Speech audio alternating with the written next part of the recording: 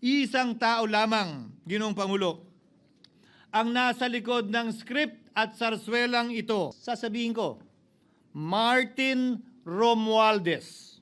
Tahasang inakusahan ni dating Senate President Jesus Escudero si dating House Speaker Martin Romualdez. Siya raw ang scriptwriter ng paglihis ng investigasyon sa mga kinurakot na flood control project. Klarong-klaro po ang script nito. Ipitin ang tatlong dating DPWH officials, pakantayin sa kanila, mema banggit lang na senador, habang pinagtatakpan ang mga congressman na tunay nakasabwat nila. Kapanipaniwala ba na wala silang kinausap na kahit isang congressman nakaupo na totoong may hawak ng mga distrito? Sinagundahan din niya ang pahayag noon ni Navotas Representative Toby Chanco na ginamit daw ni Romualdez ang national budget para isulong ang impeachment ni Vice President Sara Duterte. Sabi nila, pumirma kayo dahil kung hindi lalabas ang pondo nyo na naka-FLR bago mag-eleksyon. Subalit, Ginoong Pangulo, hindi ito umubra. Dahil tinanggihan ito ni PBBM. Sinabi niyang walang ganyang uri ng usapan. At sinabi niyang hindi niya gagawin yon. Kaya't hanggang ngayon, nananatili pa rin for late release ang mga questionableng pondo nila.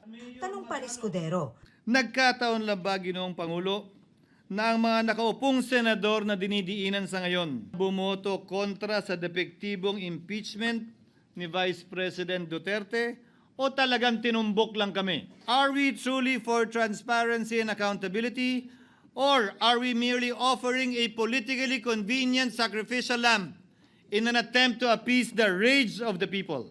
Kaya hirit ni Escudero. Pasagutin at imbestigahan lahat ng niname drop at nabanggit, congressman man, senador man at iba pang opisyal, at dapat kasama dito si Martin Romualdez. Welter Romualdez, hindi expose kundi DDS script ang talumpati ni Escudero na sa halip na magpaliwanag sa sariling hinaharap na bintang ng kickbacks na nisi pa raw. Maninawaan niya na para lang ito sa kanyang pansariling ambisyon, ang pumosisyon bilang kaalyado ni VP Sara sa 2028. Patuloy raw siyang makikipagtulungan sa bawat patas na investigasyon. Hinihingan pa namin ng pahayag dito si Escudero. Si Vice President Sara Duterte nasa session hall noon at nakikinig sa talumpati ni Escudero. Sinabing hindi na siya nagulat sa pagkakadawit ni Romualdez. Hindi lang sa flood control, ma'am, pati sa sa illegal gambling.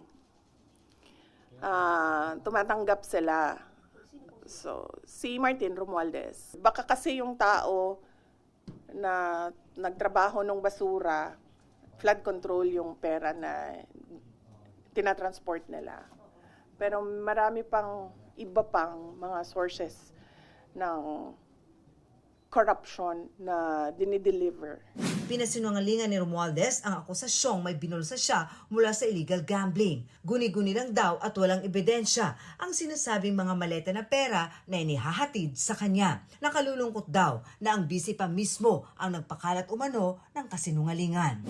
Marisol Abduraman, nagbabalita para sa GMA Integrated News.